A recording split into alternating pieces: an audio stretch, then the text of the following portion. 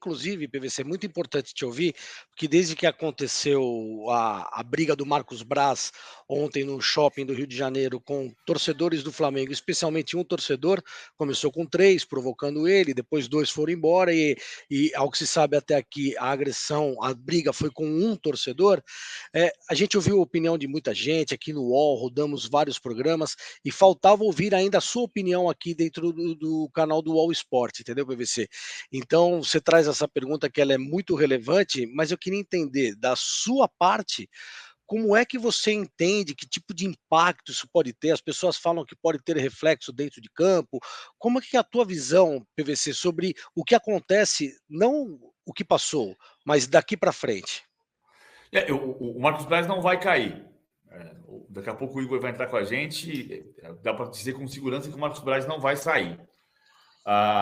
Eu acho que tem reflexo porque a popularidade do Marcos Braz não anda boa nem com a torcida, nem com o elenco. Né? A gente sabe do problema que ele teve com o Gabigol recentemente. Então, quando você tem um diretor, um vice-presidente de futebol nesse caso, que se envolve numa questão pública como aquele se envolveu, isso pode interferir na qualidade do respeito com que o vestiário olha para esse diretor, na autoridade que ele tem dentro das pessoas, dentro do ambiente que ele precisa liderar. Eu acho que tem impacto. Não é que vai ter impacto de o Flamengo vai ganhar o jogo ou perder o jogo contra o São Paulo ou hoje contra o Goiás por causa do episódio do Marcos Braz. Mas acho que cria-se uma necessidade de reconstruir essa imagem para as pessoas que você lidera. É inviável? Não, já passei por situações não parecidas, mas de líderes que eu tinha em trabalho que passaram por situações constrangedoras que você fica olhando para o cara e fala assim, espera um pouquinho, quem é esse cara que está me liderando? Dá para reconstruir, mas tem um processo de reconstrução que precisa acontecer.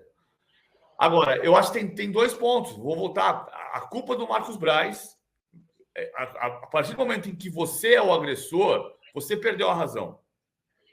Mas esse ambiente do futebol brasileiro não dá para normalizar que as pessoas vão olhar na sua cara, numa loja, no aeroporto, num estacionamento, num restaurante, e diga seu filho disso, seu filho daquilo, seu ladrão, seu isso, seu aquilo. Então, não estou dando a razão ao Marcos Braz. Marcos Braz perdeu a razão quando agrediu. Ponto. Mas esse ambiente está muito ruim. E eu só lembro do Jorge Jesus chegando ao Brasil e dizendo, depois de um episódio desse no aeroporto, no hotel, dizendo, isto não é amor. A gente está usando a paixão do torcedor como justificativa para fazer as maiores atrocidades possíveis. Isto não é amor. Bom, recentemente o UOL publicou uma matéria especial sobre como Marcos Braz concilia a vida de vereador da cidade do Rio de Janeiro com diretor do Flamengo, um dos maiores clubes do país. O Marcos Braz quase derrubou a matéria do Igor. Então, seja muito bem-vindo, Igor Siqueira, tão citado nos últimos programas pelo excelente texto a respeito do Marcos Braz. Igor, eu quero assim que você já comece explicando para a gente um dos pontos dessa história toda, que o Marcos Braz teria marcado presença na Câmara dos Vereadores e não estava lá. Bom dia, Igor.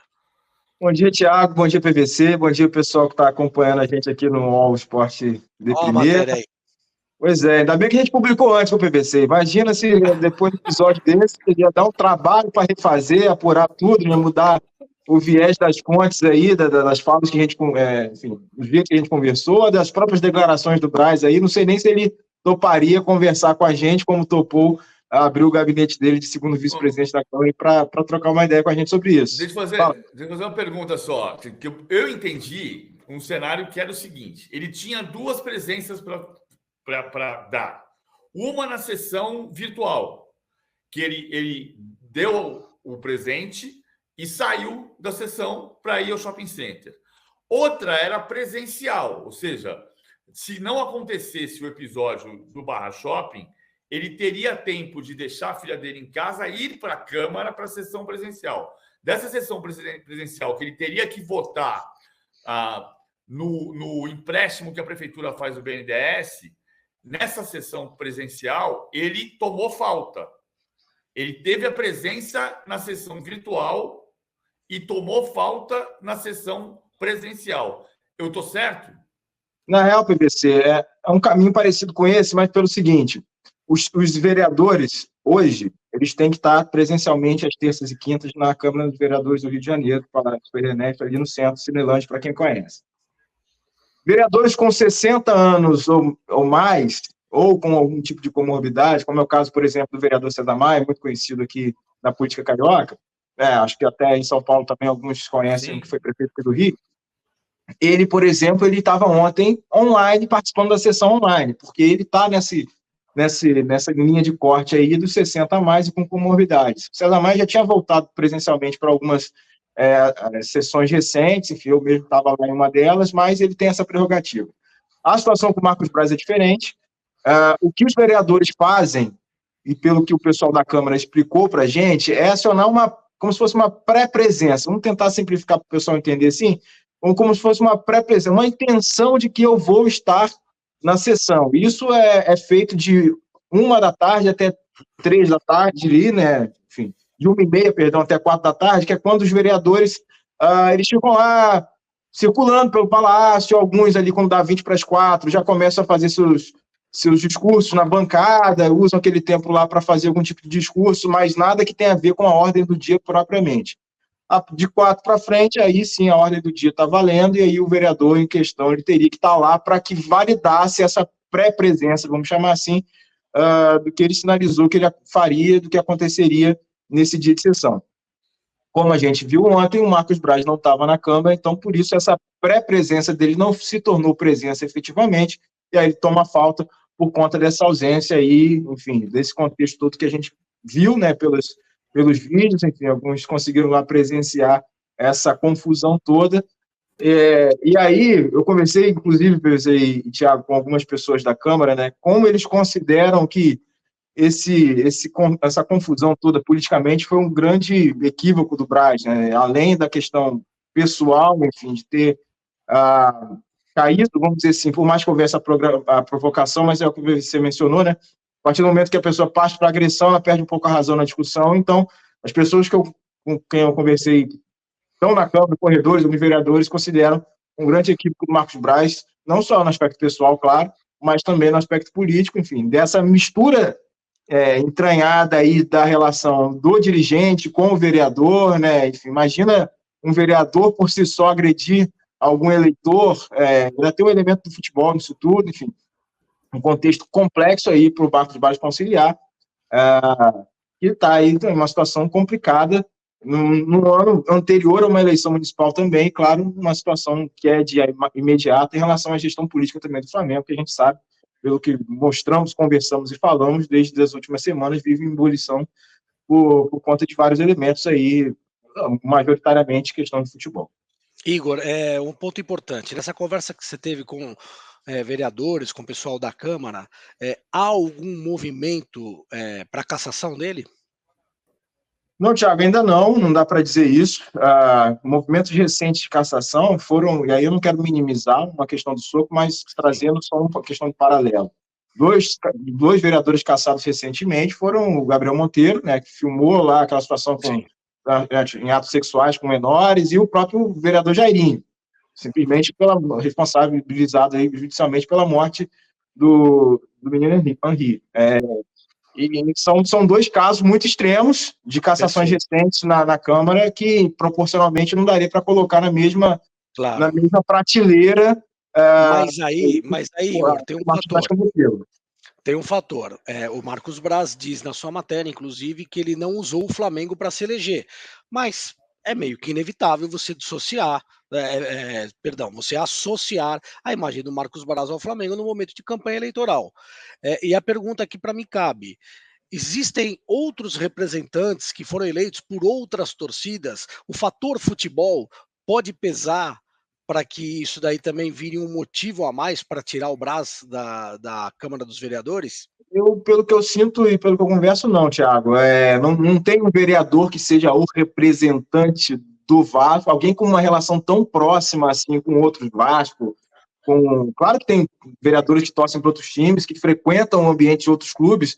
O vereador Paulo Pinheiro do PSOL, por exemplo, estava lá em São Januário, né, nessa ação recente do clube para tentar voltar a receber jogos de futebol com torcida lá, mas ninguém com uma relação um cordão umbilical tão ligado, tão próximo ali, tão estreito a um clube, como é o caso do Marcos Braz.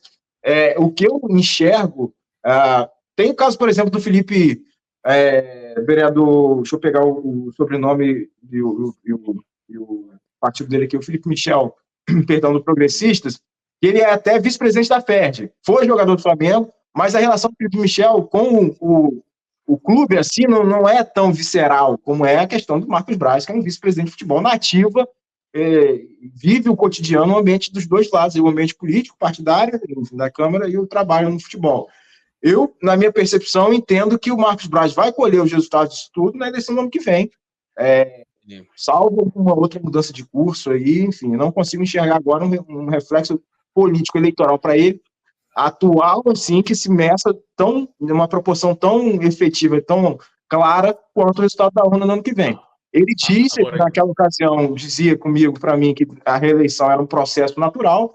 Talvez esse processo natural tenha uma alteração de curso aí. A gente não sabe ainda quais reflexos esse episódio do soco vão trazer, vão acontecer junto ao PL, por exemplo. Mas, enfim, se antes era uma questão natural, a gente vai ter que aguardar para ver como é que vai ser desenrolado o Marcos Braz vereador por si só. Agora, tem consequência na Gávea, Thiago, e Igor me corrige. Sim. Porque assim, vamos lá. O Marcos Braz não vai cair. Tá? O Marcos Braz não vai deixar de ser vice-presidente de futebol do Flamengo. Agora, tem uma votação. Porque o Landim vai dar respaldo. Certo. O Landim já deu este respaldo.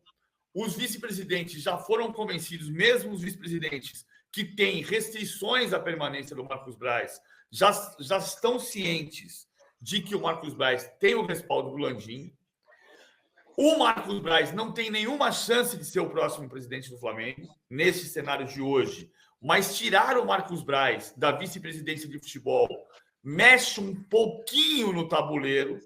Não quer dizer que o candidato do Landim, na eleição do ano que vem, não possa ser eleito sem o apoio do grupo do Marcos Braz, que não é gigantesco, não é grande, mas mexe no tabuleiro político do ano que vem, e o Landim não vai correr o risco de mexer nesse tabuleiro agora. Por outro lado, a gente está no meio de uma discussão que foi levantada como a questão do Bandeira na semana passada, né, que é uma emenda casuística, porque determina que alguém que tenha cargo público não pode ser candidato à presidência do clube, mas alguém que tenha cargo público pode ser vice-presidente de futebol do Flamengo. Então, é a emenda Bandeira, né? O que está em curso, e foi a discussão toda da semana passada, o Renato Maurício Prado escreveu isso muito bem no blog dele, quando o Landim foi chamado de burro e vaiado dentro do auditório na Gávea. A emenda Bandeira, segundo os apoiadores do Bandeira, não passou com 80% dos votos contra 20%, mas há quem discorde disto, e isso ainda vai ter que ser votado novamente, né, porque não terminou a sessão da semana passada. E no meio disto, existe o caso de um vice-presidente de futebol do Flamengo que representa a imagem do clube, que se envolve numa briga num local público, enquanto deveria estar presente na sessão da Câmara. O que demonstra claramente o conflito de interesses. Assim, é a imagem do Flamengo que foi posta em risco ontem, sem contar o decoro parlamentar. Vou voltar toda a questão. Quando você agride, você perde a razão. Ponto. Isto aqui é a parte. a gente precisa discutir o ambiente do futebol. Está muito pesado. Isso não tira a responsabilidade do Marcos Braz. E isso, o episódio de ontem, o vice-presidente de futebol do Flamengo, envolvido em uma briga no local público, enquanto deveria estar na Câmara Municipal, exige que se discuta se você vai votar se um presidente pode ter cargo público, você precisa votar se um vice-presidente pode. É claro. Depois de ontem, muito mais. Complicadíssima a situação. Igor, você, na sua reportagem, o Braz, naquele momento, ele era o segundo vereador com maior número de faltas. Ele tinha 6 faltas em 2023, o campeão de faltas tinha 12. Você atualizou esses números? O número pessoal do Marcos Braz para agosto, efetivamente, continuou o mesmo, né? Porque a última atualização que a gente teve, eu preparei um ranking com todos os vereadores, mas no dele, o que eu posso dizer, inclusive, é que essa vereadora que a gente menciona ali, a Thaís, que está em terceiro lugar, ela teve 7 faltas em relação em agosto, ou seja, soma com essas 4, se não me engano, que ela tem aí, 7 com mais 4, 11, então ela já passa o Marcos Braz. Então o Marcos Braz não é mais o segundo com mais faltas, ele caiu nesse ranking aí. É claro que agora em setembro ele vai ganhar uma de ontem, né? Enfim, e aí a Câmara atualiza após cada mês esse ranking. E aí, segundo ele, né, como ele descreveu mesmo, quem falta leva desconto no salário, o vereador ganha ali por volta de R$17 mil, e esses valores das faltas aí são descontados do salário dele, por conta dessa situação regimental da Câmara que ele deveria estar, sim, presencialmente lá. Mas aí ele já caiu, já não é mais o segundo com mais faltas no ano, mas tinha 6 até agosto, agora com essa de setembro, pelo menos que a gente já tem computado, ele vai para 7 faltas no ano. Segundo ele, anteriormente, as faltas eram por conta do Flamengo, né? Agora, a gente viu um episódio que ele estava vendo uma questão pessoal, um presente para a vida dele, no momento de uma sessão. Enfim, né? Fugiu um pouco dessa regra. Você vê como os assuntos se misturam, né? Na matéria que está dizendo, o segundo que tem mais faltas se ausenta muito por causa do Flamengo, que ele concilia. E a líder de faltas é a mãe loira do funk. Será que o funk a faz faltar? Vamos trazer mais uma pessoa aqui para a roda. Diga, PVC. Não, eu ia só colocar um caso clássico de quem tinha cargo público a partir do Flamengo era o Márcio Braga. Né? Sim.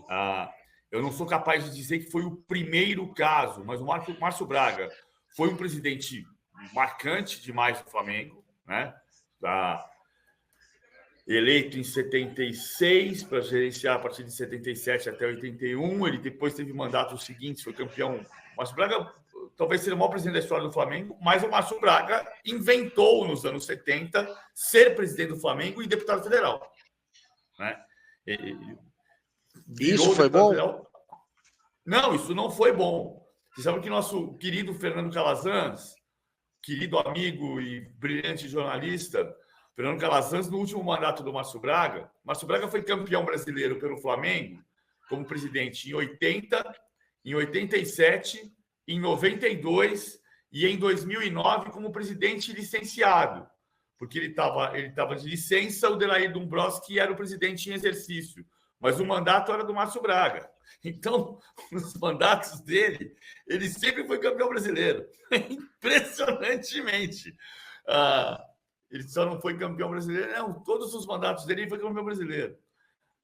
O último deles como licenciado. E o Fernando Calazans, a partir do momento em que o Márcio Braga não conseguiu ter o nível de concentração no Flamengo, de dedicação ao Flamengo, porque ele tinha um outro cargo, no final do último mandato do Márcio Braga, quando o Márcio Braga disse a célebre frase "acabou o dinheiro", Fernando Calazans o homenageava chamando o presidente do Flamengo da época de ex-Márcio Braga. Meu Deus do céu. É uma mistura realmente complicada. Vamos trazer mais uma pessoa, mais um jornalista aqui para a roda.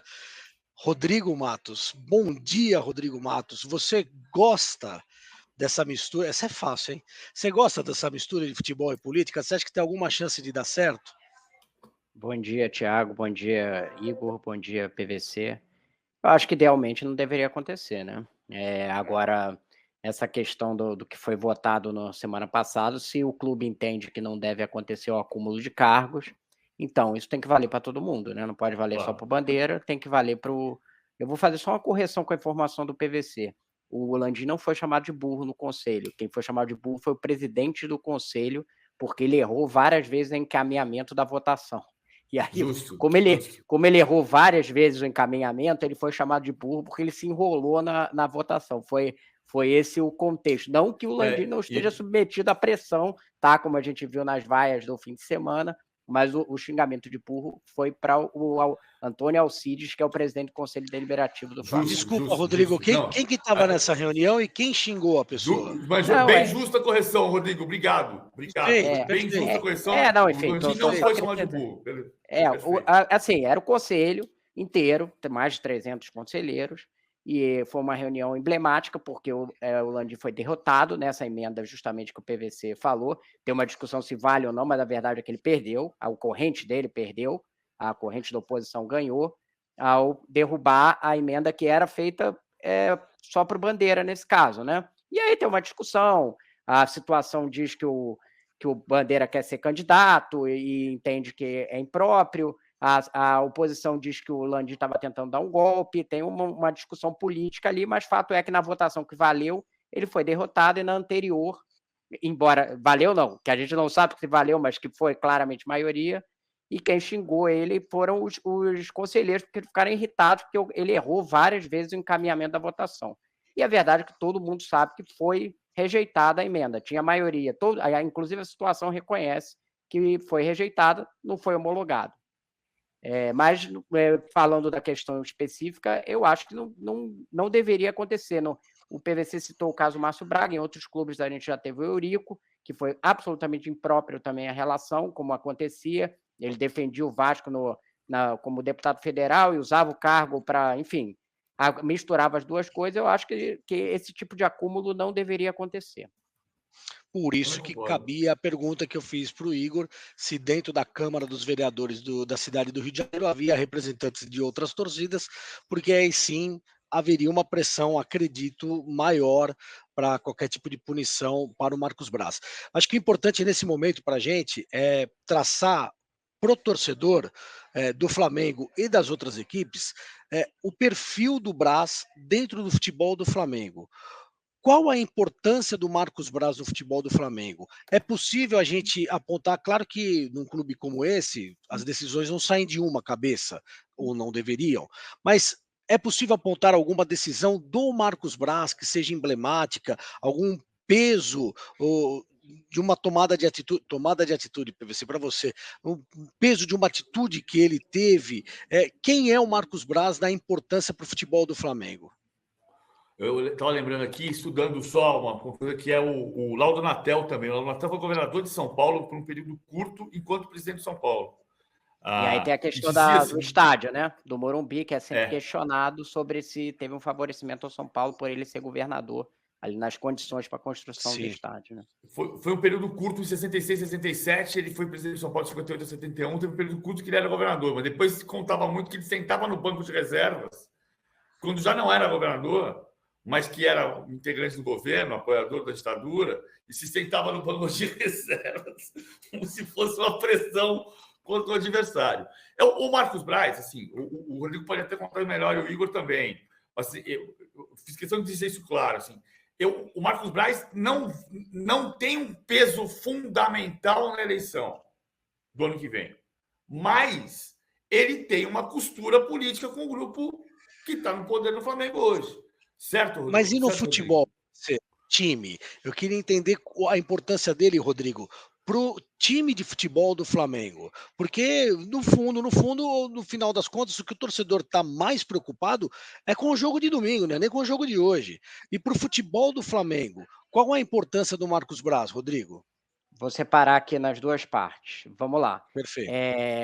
Politicamente, ele tem um peso que eu acho que é menor do que já foi. Porque, inclusive, nessa reunião de conselho, ele está sendo muito criticado e hoje, certamente, pessoas que eu já ouvi que defendiam o Braz, hoje defendem que ele deveria sair.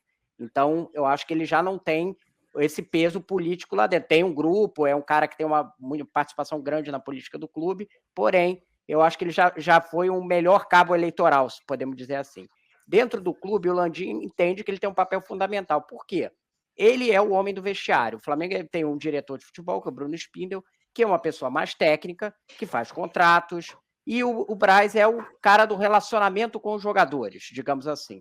Coisa que já teve vários desgastes nesse ano, inclusive a briga com o Gabriel no vestiário, que eles antes eram próximos, mas que ele é quem lida com essa questão de vestiário, conversa com os jogadores, e já nas passagens anteriores do Marcos Braz, ele já tem essa característica que a gente pode chamar de boleiro, né? O cara que conversa e entende ali o linguajar. Em 2009, ele lidava com um grupo, inclusive, muito mais complicado do que esse, que era o grupo do Adriano e afins, e foi campeão brasileiro, como o PVC citou, com o mandato do Márcio Braga, mas com ele licenciado e o Delair como presidente.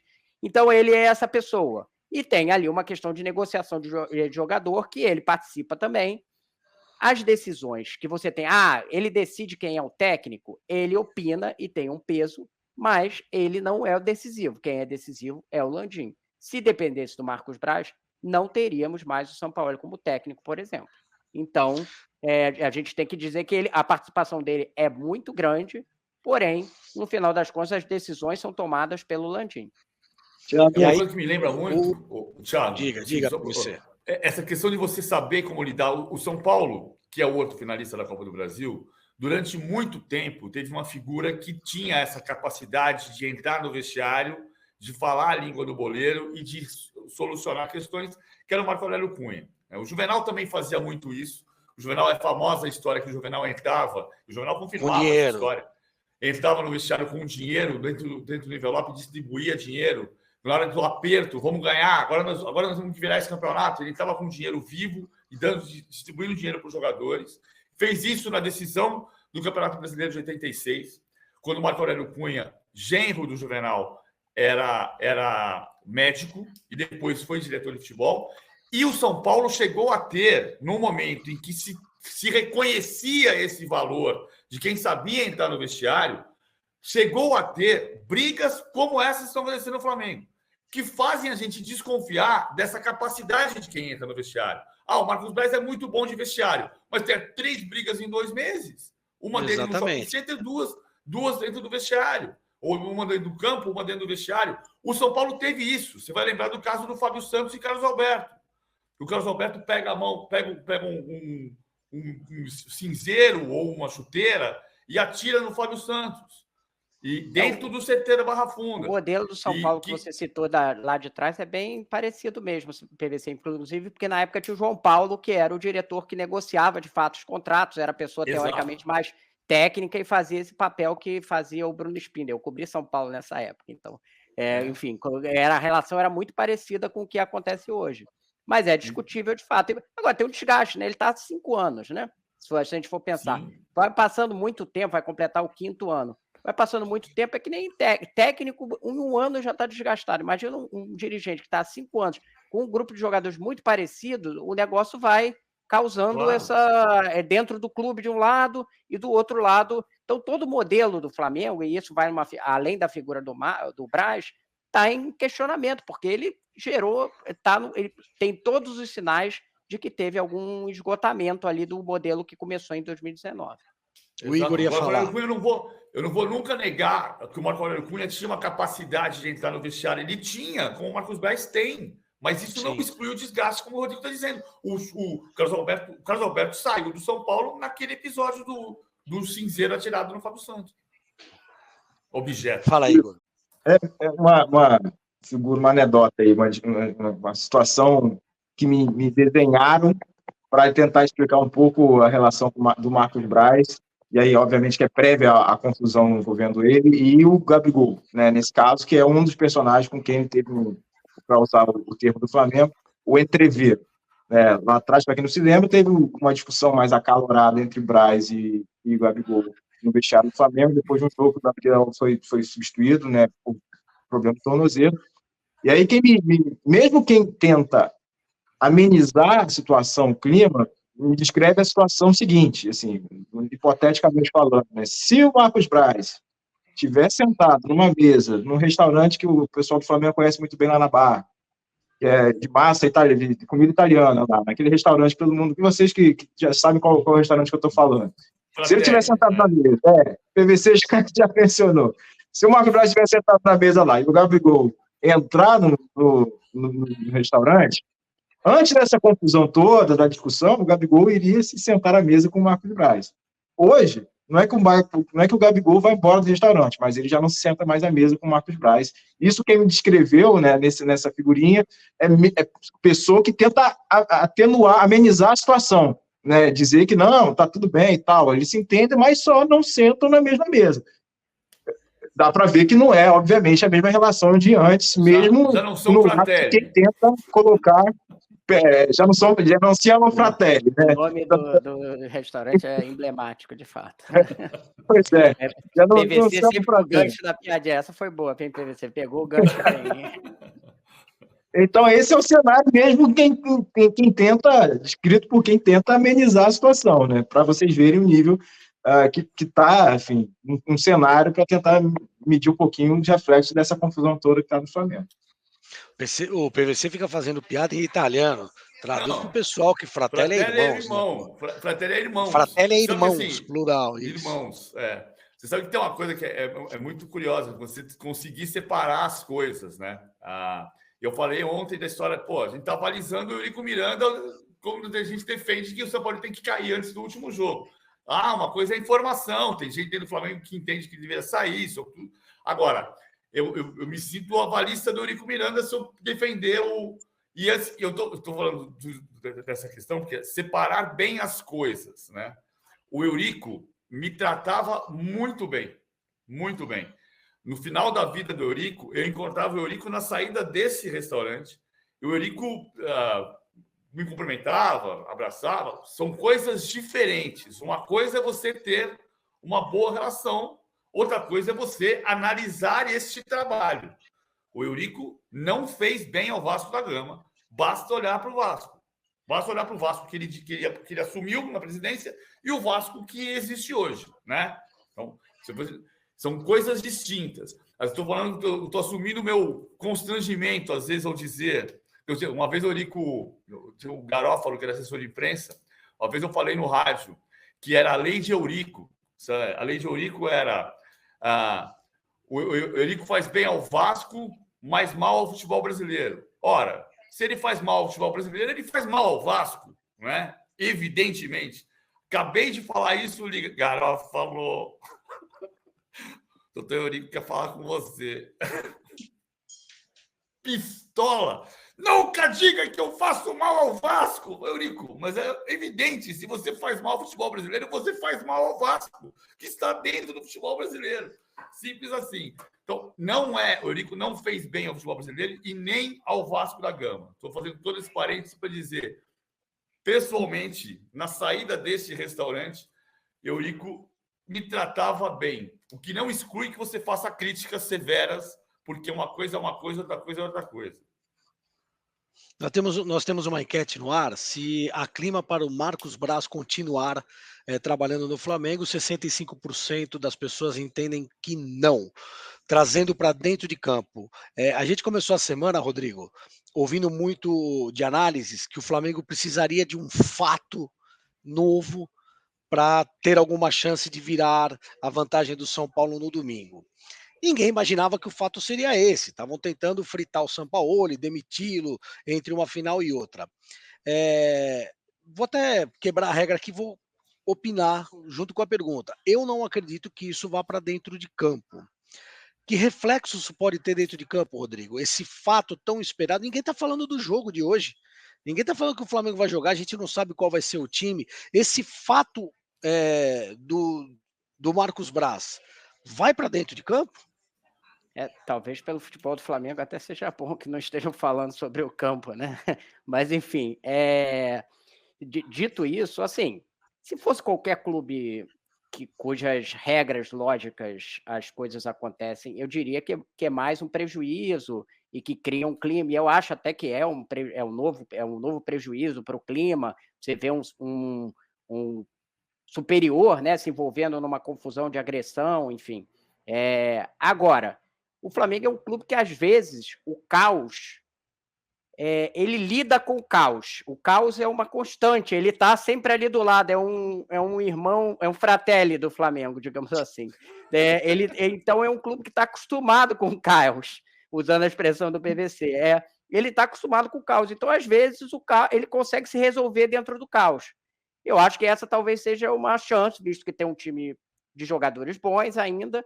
Eu acho que dentro dessa circunstância é o que pode acontecer, porque eu não vejo possibilidade hoje, nas informações que eu tenho hoje, um fato novo até lá. Porque o Marcos vai ficar, o PVC já traçou ali o cenário, mas é esse. Acho que tem mais. Quem já fazia as reclamações sobre o Braz vai crescer a oposição a ele, mas ele certamente não vai cair agora, e eu acho que não vai cair depois, inclusive. Inclusive, o clube o defendeu, né? O vice jurídico esteve lá para defendê-lo e tal. Tem, inclusive, uma argumentação pertinente, que, não estou dizendo, a agressão do Braz não tem desculpa. Ele errou, é um equívoco completo. A posição dos torcedores que estavam lá, eles também estavam errados. Não tem nada que cobrar ninguém em shopping, e a torcida que foi cobrá-lo ali fez uma ameaça para jogadores e dirigentes antes do episódio. Perfeito. Então, também estão errados. Não é que foram lá cobrar. Ninguém tem que ser cobrado. Se o PVC amanhã ninguém gostar do trabalho dele por algum motivo, ninguém vai cobrar no shopping. Mas isso não tira de nenhuma forma a responsabilidade da agressão do Braz, que foi, todos os relatos dizem que partiu dele o início da confusão. Então, dito isso, ele vai continuar. Isso aí já está posto. E o Sampaoli, todas as informações que eu tenho até agora, também vai continuar. Então, esse fato novo não vai acontecer. Pelo menos esse fato novo de troca de direção. Então, o que a gente vai ter que entender é como que o Flamengo vai lidar com esse caos até domingo. O normal em qualquer clube seria afetar muito, e um time já em desvantagem entrar abalado. Como o Flamengo é um clube que lida, às vezes, com esse caos de uma forma diferente, pode ser que aconteça uma virada. Eu acho. Não por causa disso, né? Sim, exato. Assim, uma coisa, de novo, uma coisa, outra coisa. O Flamengo pode ser campeão da Copa do Brasil. O Flamengo pode meter 3-0 no São Paulo no Morumbi. Uma coisa não exclui a outra. Idealmente, o Marcos Braz deveria ser afastado. Porque é a imagem do Flamengo. Ele colocou em jogo a imagem do Flamengo. E assim, eu repito, na mesma linha do que diz o Rodrigo, o Marcos Braz é culpado porque ele agrediu. Quando você agride, você perde a razão. Todos nós estamos sujeitos a isso. Tá? Pode acontecer, se xingar na rua. Eu estou tentando cuidar de coisas minhas nesse aspecto. Tá? Ponto. Parágrafo. Errou. Agrediu, errou. Agrediu, é culpado. Ponto. Acho que o ambiente do futebol tem muita responsabilidade por isso. Está muito pesado. Não é possível normalizar que alguém vá no aeroporto xingar alguém, ou no shopping center, ou no restaurante. Isso não pode ser normalizado. Nem pichação de muro. E nem que a torcida faça perseguição a dirigente e jogador pela cidade, né? Exato. Exato. Então, assim, digamos que atenua, mas a culpa é de quem agrediu. Não, ele é o principal culpado, foi a agressão a partir dele. Exatamente. Além de tudo, tem a questão da graça da agressão.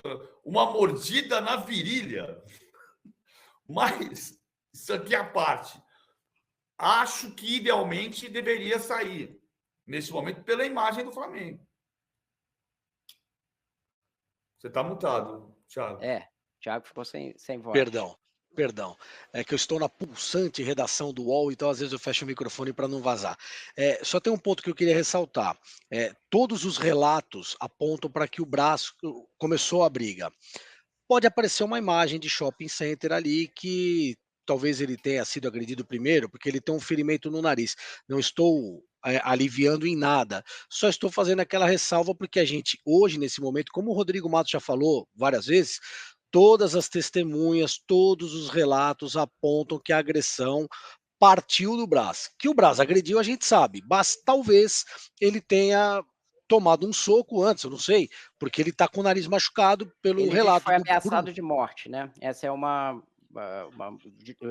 digamos assim, justificativa dele, da defesa dele, é de que ele estava com a filha. Ele ter sido ofendido na filha, exatamente. Ele pai disse dele que foi ameaçado, né?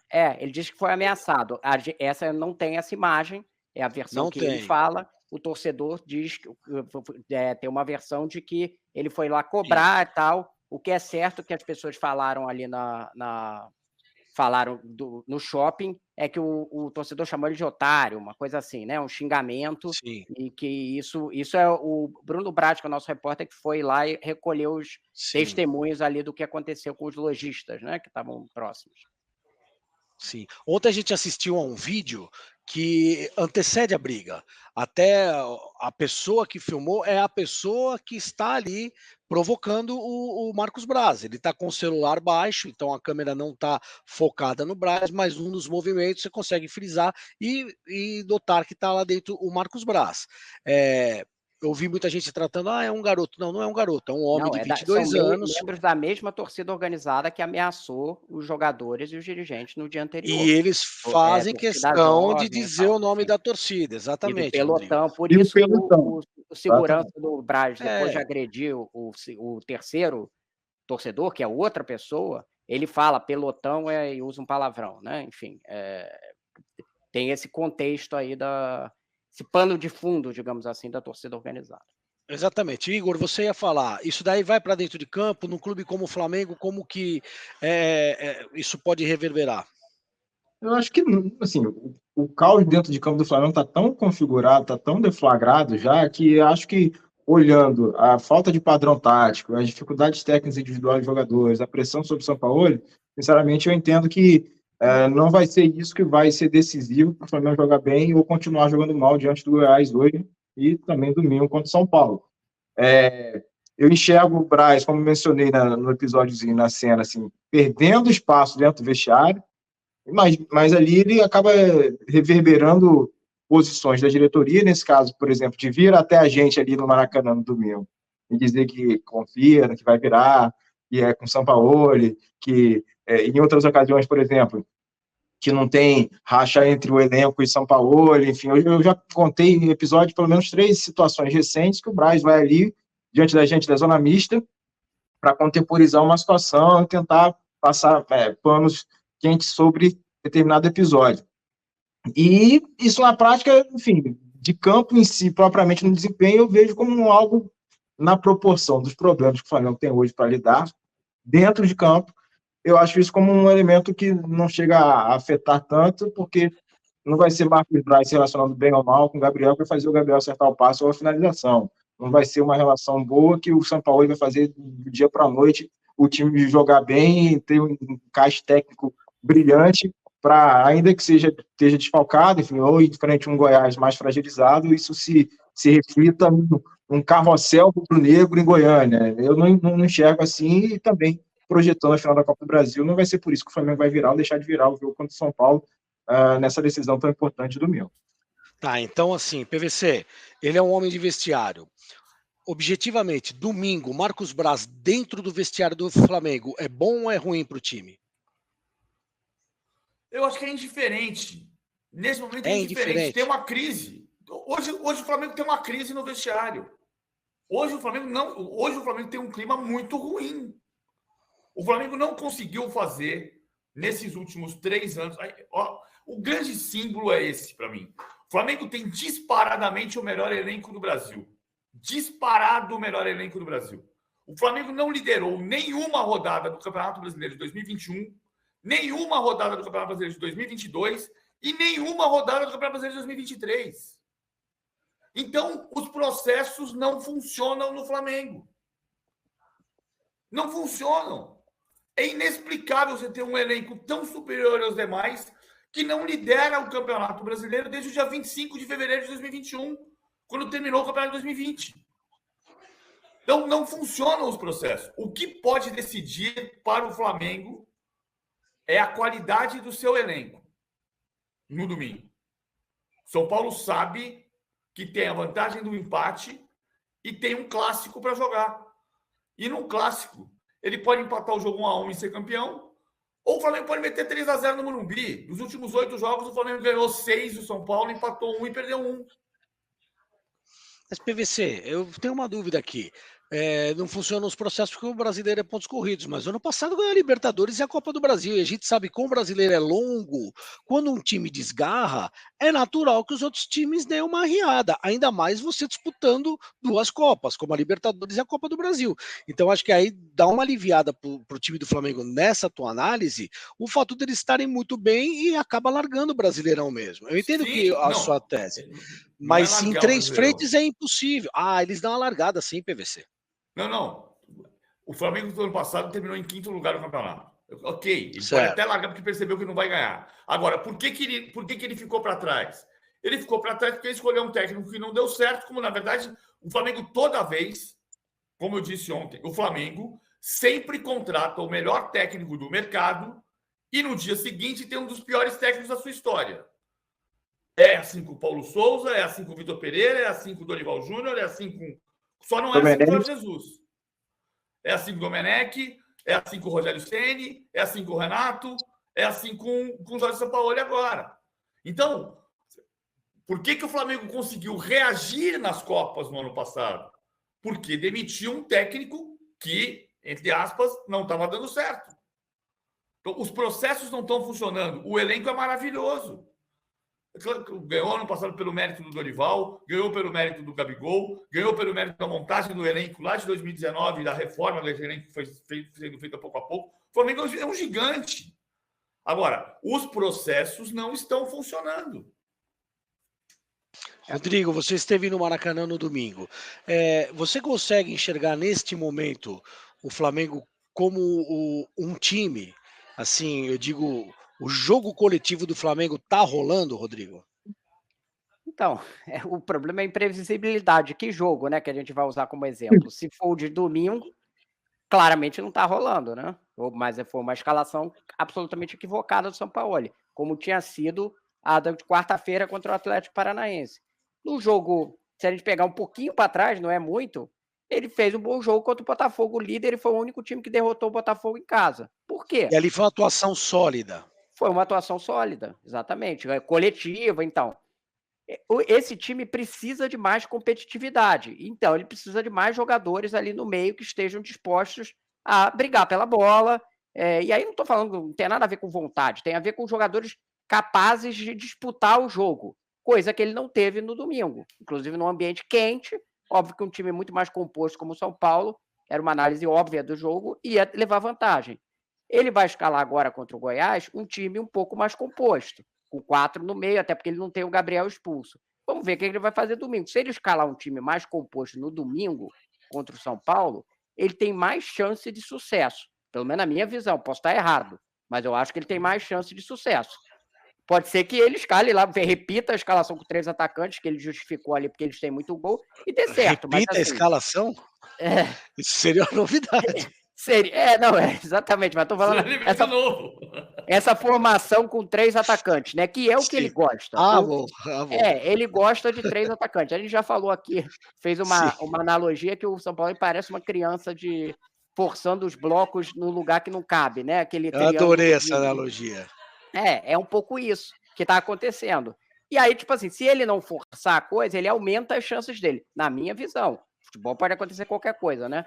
E aí ele vai ter um jogo competitivo, estando em desvantagem no placar e jogando na casa do adversário.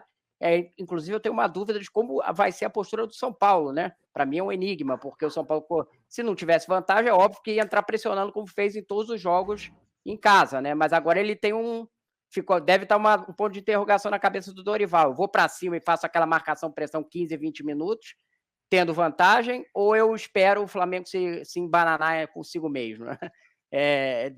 Ele deve ter alguma... O Flamengo é tão imprevisível que ele vai colocar algumas dúvidas ali de como o Dorival vai reagir a ele, né?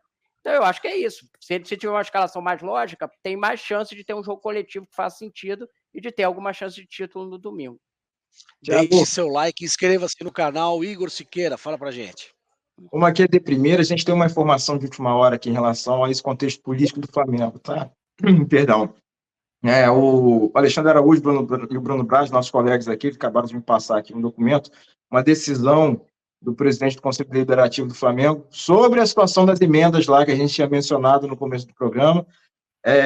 Uma declaração aqui que, segundo ele, né, o presidente Antônio Alcides Pinheiro, a emenda, ele deu por encerrada a reunião, a última reunião do Conselho Deliberativo do Flamengo, e explicou o motivo.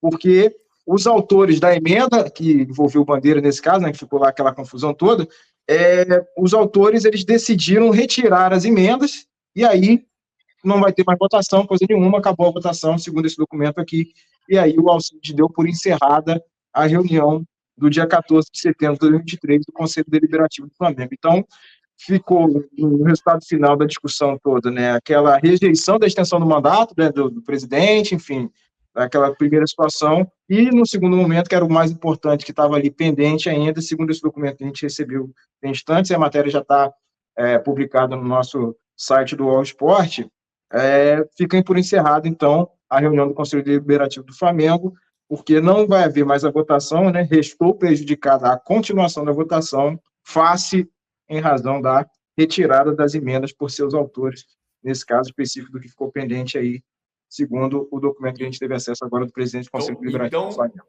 São palavras complicadas num documento, né, PVC? Palavras complicadas para dizer mais ou menos assim. Não valeu a votação. Virou uma bagunça, fizeram o corinho, chamaram o cara de burro, e aí o mais importante o Bandeira, que é a principal sombra a quem comanda o Flamengo hoje em dia, porque ele tem muita popularidade, tem um cargo público, e eles estão tentando impedi-lo de se candidatar à presidência do Flamengo para o ano que vem. Fala, PVC.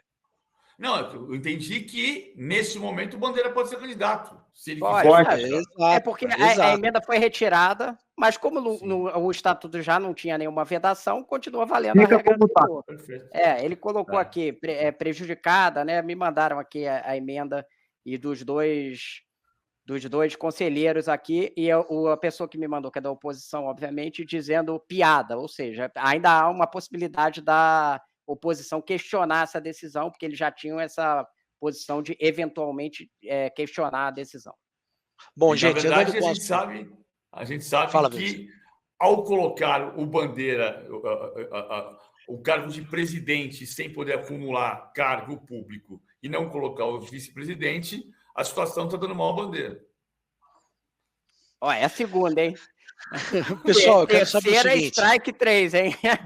O nosso repórter Bruno Braz deu uma informação muito importante. Ele disse há pouco no All News Sport que o Arrascaeta pode até jogar domingo, mas o normal seria ele precisar de mais 2 semanas para entrar em campo. O que a gente sabe sobre a Arrascaeta no domingo? Matos, Igor, PVC. A situação anterior é um pouco dessa, né? Tentativa quase que desesperada, né? Mas não a ponto de estourar o jogador, mas fazer o máximo possível para que o Arrascaeta possa jogar alguns minutos que sejam dentro dessa final aí. Mas é claro que essa semana vai ser muito, obviamente, né, definitiva decisiva aí para ter um prognóstico, um diagnóstico mais preciso em relação ao Arrascaeta, mas essa tentativa do Flamengo de prepará-lo para algum minuto da final, ela está se estendendo desde quando o Arrascaeta começou ali a dar sinais que poderia voltar a treinar com bola. Isso que já aconteceu, agora é uma questão física, enfim, de tentar evoluí-lo ali nesse processo de recuperação da lesão. Lesão na coxa, lesão que não foi simples, segundo o Departamento Médico do Flamengo, mas é uma tentativa aí, um pouco desse ar aí, desse ar um pouco épico, talvez desesperado do Flamengo, de ver a Copa do Brasil, né, de fato, como é nesse momento, matematicamente falando, o título mais próximo possível. Então, essa tentativa de recuperação do Arrascaeta faz parte desse contexto. Agora, pessoalmente, não sou médico, mas vejo com um pouco de desconfiança esse movimento aí, e prepará-lo a 100%. Não imagino que o Arrascaeta, pelo que a gente conhece do histórico dele de lesão, vai estar 100% numa final nesse contexto, por mais que esse sprint final aí da recuperação desse certo. Nem na Copa ele estava 100%, né, Rodrigo? Então, mas tem um histórico, né, do Arrascaeta. Eu concordo com o Igor, já a estimativa da recuperação era sempre superior ao prazo que daria da Copa do Brasil. Mas eu vou lembrar aqui que em 2019, na semifinal contra o Grêmio, foi dúvida e o prazo também era superior para a recuperação dele. O Jorge Jesus deu uma forçada e ele teve uma atuação muito boa na semifinal. Então, voltou assim de última hora. Ele tem esse histórico, ele tem muita contusão e ele volta de contusão não necessariamente sem ritmo. Ele às vezes volta no jogo ali e consegue entrar rapidamente, até porque aquele ritmo do Arrascaeta é um ritmo próprio dele do jogo, né? Ele determina um ritmo próprio. Não estou dizendo que com isso ele vai ter uma atuação brilhante e tal, mas já aconteceu anteriormente dele vir de contusões que era para tirá-lo de jogos decisivos e ele voltar e ir bem. Então, para a torcida do Flamengo, fica aí uma esperança nesse sentido, né? O professor PVC escalaria o Arrascaeta? Se não tiver risco de estourar e ficar fora 6 meses, escalaria. Vai depender da capacidade dele. O Flamengo tem um jogo. O Flamengo tem uma bala. E se o Flamengo perder a decisão da Copa do Brasil, o Flamengo vai ser campeão brasileiro? O Flamengo pode se classificar para a Libertadores, fase de grupos diretamente, sem o Arrascaeta, nas últimas 14 rodadas do Brasileirão? Pode. Então eu iria com o Arrascaeta, claro, sem correr o risco de estourar o Arrascaeta de uma vez.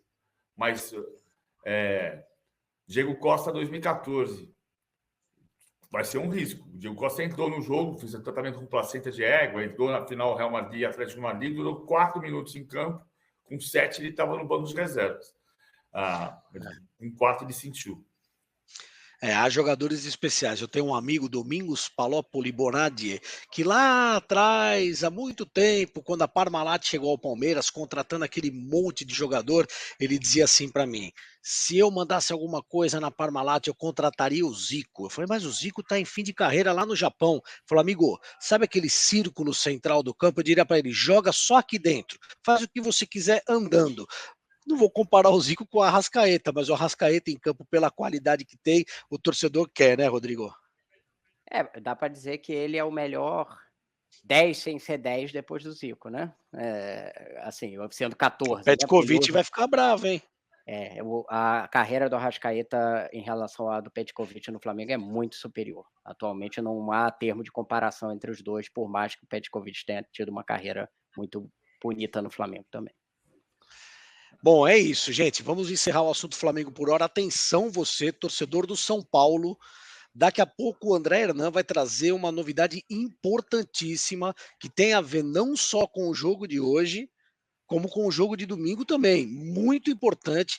Daqui a pouco o André Hernan ao vivo aqui com a gente. Se inscreva no canal, deixe seu like. Eu estou lendo aqui o chat, o Marcelo Porcelli Jacó está dizendo que hora vamos falar do São Paulo. Já, já. Igor, obrigado. Igor, eu não sei se eu falo isso, eu vou falar.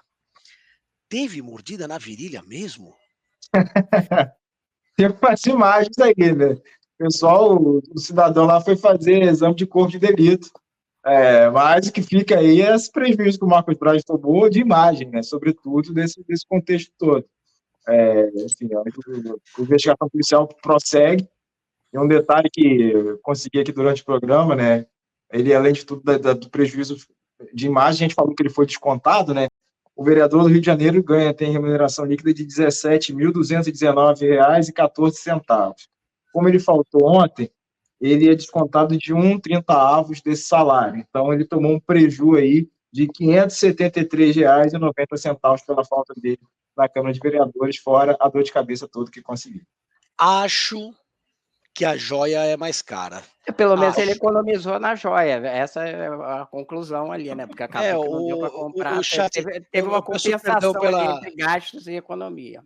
Eu peço perdão pela minha falta de habilidade, eu tento ler o chat, mas eu não consigo acompanhar. Mas o Moss, participando aqui, falou: parabéns para quem votou no Marcos Braz. Ele marcou presença na Câmara, foi no shopping comprar joia e ainda se envolveu numa briga. Rodrigo Matos, obrigado pela participação. Sou fã do Rodrigo Matos. Que jornalista. Valeu, Thiago. Igualmente. Tamo junto aí sempre que precisar. Valeu. Abraço. Obrigado, Igor. Então, contamos com você a qualquer momento. A gente está se deliciando com a sua excelente matéria sobre o Marcos Braz. Logo vai ter que ter uma outra. Detalhe ali que o Marcos Braz disse que não faz terapia, tenta se acalmar aí na igreja, enfim, gosta de buscar Deus, segundo ele, para se acalmar. E tem um detalhe lá, o pessoal pode ir lá na última matéria, no último card da matéria, uma frase dele dizendo que é normal que dirigentes e políticos sejam contestados, e que ele tenta conciliar essa situação. Infelizmente, para ele, o próprio Flamengo em si, né, para a sociedade como um todo, ele não conseguiu segurar aí esse nível de cobrança que foi feito, como o PVC mencionou, até de forma acima do tom, né, dessa cultura da cobrança, enfim, exacerbada, dirigentes, pessoas físicas, enfim, na rua. Mas fica aí. A gente volta na próxima ocasião aí para bater mais bola aqui no De Primeira. Um abraço, pessoal. Obrigado, valeu pela participação. Continue ligado aí no